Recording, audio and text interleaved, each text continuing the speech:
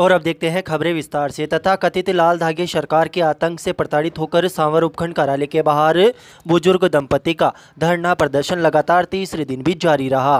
Police प्रशासन के आला अधिकारियों ने परिवार से समझाइश की, लेकिन समझाइश विफल रही।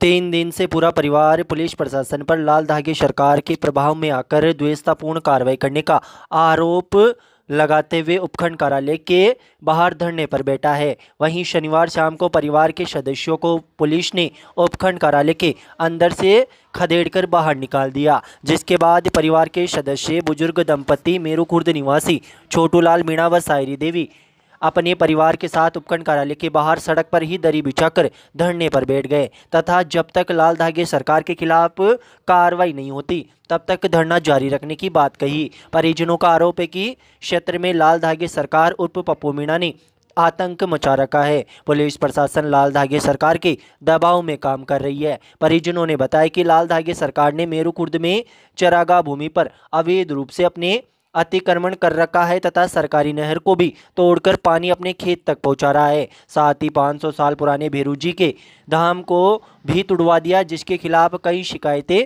की गई है, लेकिन पुलिस प्रशासन ने कोई कार्रवाई नहीं की। परिजनों ने बताया कि लाल धागे सरकार ने क्षेत्र में आतंक मचा रखा है, लेकिन पुलिस प्रशासन आंख मूंद कर बैठा है। बुजुर्ग दंपति का आरोप है कि उनके पुत्र सत्यनारायण मीणा ने लाल धागे सरकार के खिलाफ शिकायत की तो उसको दबाने के लिए लाल धागे सरकार ने पुलिस भेजकर उसको घर से उठवा लिया तथा थाने में टॉर्चर करवाया, जिसकी उसकी तबीयत बिगड़ गई और उसे खून की उल्टियाँ हुई। परिजनों ने पूरे मामले की निष्पक्ष जांच कराने और लाल धागे सरकार को गिरफ्तार करने की मांग की है। इधर सोशल मीडिया पर आपत्तिजनक टिप्पणी करने के मामले में शनिवार को मेरू खुर्द निवासी सत्यनारायण मीणा को अस्पताल से छुट्टी मिलने के बाद सांवर पुलिस ने गिरफ्तार कर न्यायालय के समक्ष पेश किया, जहां से युवक को जेल भेजने के आदेश दिए हैं। उल्लेखनीय कि मेरू खुर्द निवासी सत्यनारायण मीणा को सांवर पुलिस ने सोशल मीडिया पर आपत्तिजनक टिप्पणी करने के मामले में बुधवार को गिरफ्तार किया था।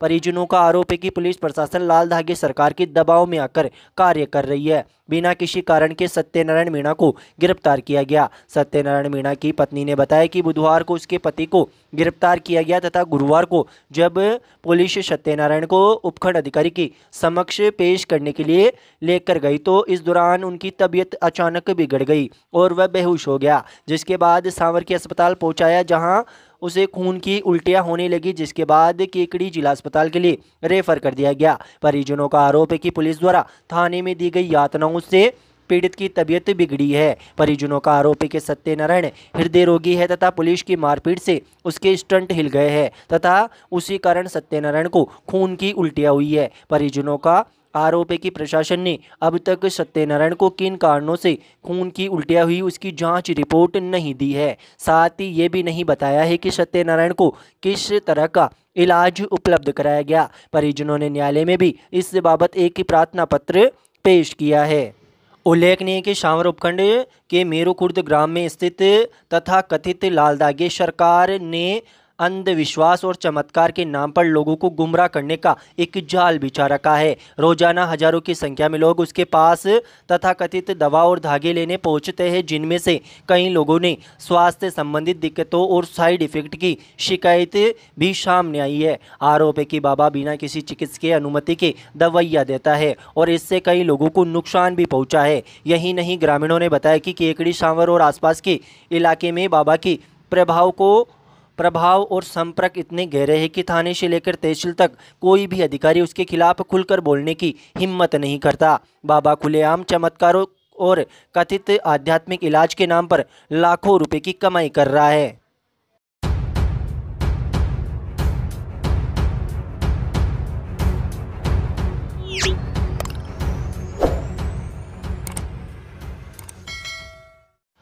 सरवाड़ थाना क्षेत्र के चंडाली गांव में जमीनी विवाद को लेकर एक पक्ष ने दूसरे पक्ष के घर में घुसकर हमला कर दिया। इस हमले में पति पत्नी सहित एक ही परिवार के 5 लोग घायल हो गए। गंभीर रूप से घायल पति पत्नी को अजमेर रेफर किया गया है। पीड़ित के भाई ने सरवाड़ पुलिस थाने में रिपोर्ट दर्ज करवाई है, जिसमें उसने बताया कि चंडाली निवासी उदाराम गुजर के घर में घुसकर हमलावरों ने लाठी, सरिया, पत्थर और कुल्हाड़ी से हमला किया। हमले में उदाराम गुजर और उनकी पत्नी शीला गुजर के सिर में गंभीर चोटें आई है। उनके बेटे गन्ना, काना और भांजी अन्नू को भी चोटें लगी। घायलों को तुरंत रात को ही सरवाड़ अस्पताल ले जाया गया, जहां प्राथमिक उपचार के बाद केकड़ी जिला अस्पताल रेफर किया गया।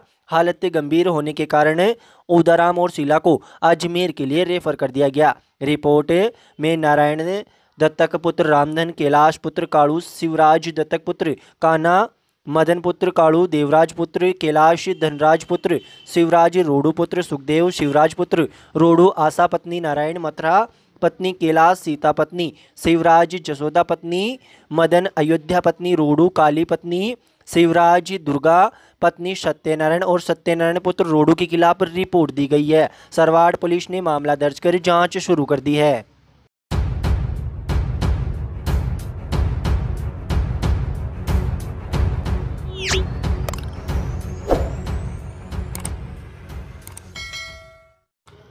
दिगंबर जैन आचार्य विशुद्ध सागर महाराज के परम प्रभावक शिष्य श्रमण मुनि पंडित सागर महाराज व सुल्लक विधेय सागर महाराज का शीतकालीन प्रवास के लिए रविवार को बोरा कॉलोनी स्थित नेमिनाथ जैन मंदिर में मंगल प्रवेश हुआ। सकल जैन समाज के धर्मावलंबियों ने गाजे बाजे के साथ मुनि संघ की भव्य अगवानी कर उनका आशीर्वाद प्राप्त किया। प्रवचन के दौरान मुनि पंडित सागर महाराज ने सच्चा सुख प्राप्त करने का मार्ग बताते हुए कहा कि अशुभ उपयोग को ही नहीं अपितु शुभ उपयोग को ही भी त्यागने से सच्चा सुख मिलता है। उन्होंने भगवान से वरदान मांगने की सही भावना समझाते हुए कहा कि मंदिर में जाकर ये नहीं मांगना है कि हम भगवान का पूजन हमेशा करते रहे, वरन ये वरदान मांगना चाहिए कि भगवान हमारी भी पूजन करना जल्दी छूट जाए और हम भी मोक्ष के रास्ते पर चल पड़े। प्रातःकालीन अभिषेक, शांति धारा व नित्य नियम पूजा के कार्यक्रम भी मुनिश्री के सानिध्य में आयोजित किए गए। मंदिर कमेटी के अध्यक्ष ज्ञानचंद जैन ज्वेलर्स व मंत्री कैलाश जैन मावा ने बताया कि आहारचार्य का पुण्यार्जक सुरेश कुमार, अंकित कुमार जैन उनियारा परिवार व शांतिलाल चरुका जूनिया परिवार ने प्राप्त किया। कार्यक्रम में मंदिर कमेटी के संरक्षक अमरचंद चरुका, शांतिलाल जैन, भागचंद जैन, निहालचंद जैन, टेकमचंद जैन सहित कमेटी व समाज की पुरुष महिलाएं बड़ी संख्या में मौजूद रही। मीडिया प्रभारी पारस जैन ने बताया कि मुनि संघ के सानिध्य में प्रतिदिन सुबह 7:15 बजे अभिषेक व शांति धारा, 8:30 से 9:30 बजे तक मंगल प्रवचन व 10 बजे आहारचार्य कर कार्यक्रम होगा। पंडित निकेत शास्त्री ने बताया कि दोपहर में 3 बजे से 4 बजे तक मुनिश्री द्वारा धार्मिक कथा श्रोतशाला का आयोजन किया जाएगा। सायकालीन कार्यक्रम में 6 बजे से श्रमण प्रतिक्रमण, आनंद यात्रा व भक्तांबर पाठ का आयोजन होगा।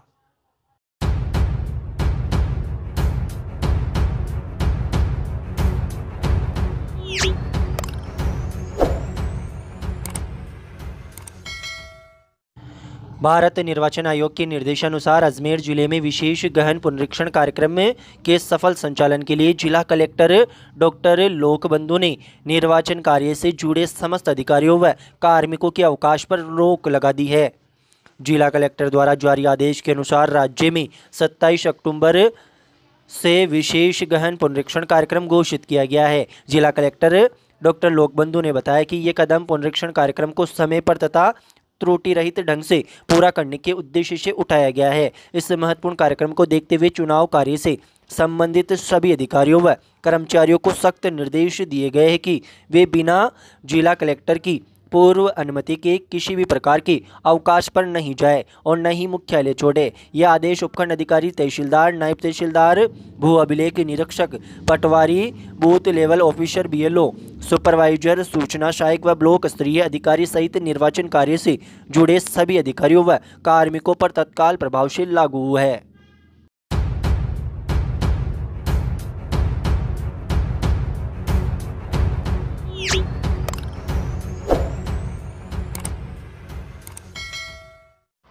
सांवर उपखंड के टाकावास ग्राम पंचायत के देवखेड़ी में एक आवारा सांड के हमले से घायल बुजुर्ग महिला की इलाज के दौरान मौत हो गई।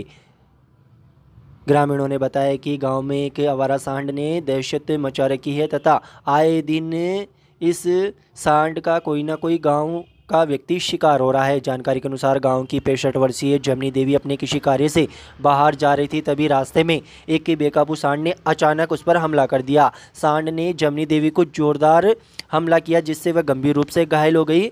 घटना के बाद परिजनों व ग्रामीणों ने महिला को तुरंत देवली अस्पताल पहुंचाया, जहां हालत गंभीर होने पर केकड़ी रेफर किया गया। प्राथमिक उपचार के बाद महिला को वापस घर लाया गया, लेकिन महिला की घर लाने के बाद तबीयत अचानक और बिगड़ गई, जिसे दोबारा केकड़ी और वहां से अजमेर रेफर किया गया। इलाज के दौरान बुजुर्ग महिला जमनी देवी की मौत हो गई। ग्रामीणों का कहना है कि यह आवारा सांड पहले भी कई लोगों को घायल कर चुका है। कई बार पंचायती प्रशासन को शिकायत भी की गई है, लेकिन पंचायती प्रशासन ने अब तक आवारा सांड को पकड़कर दूर गांव से नहीं छुड़वाया है, जिससे अब भी डर का माहौल बना हुआ है।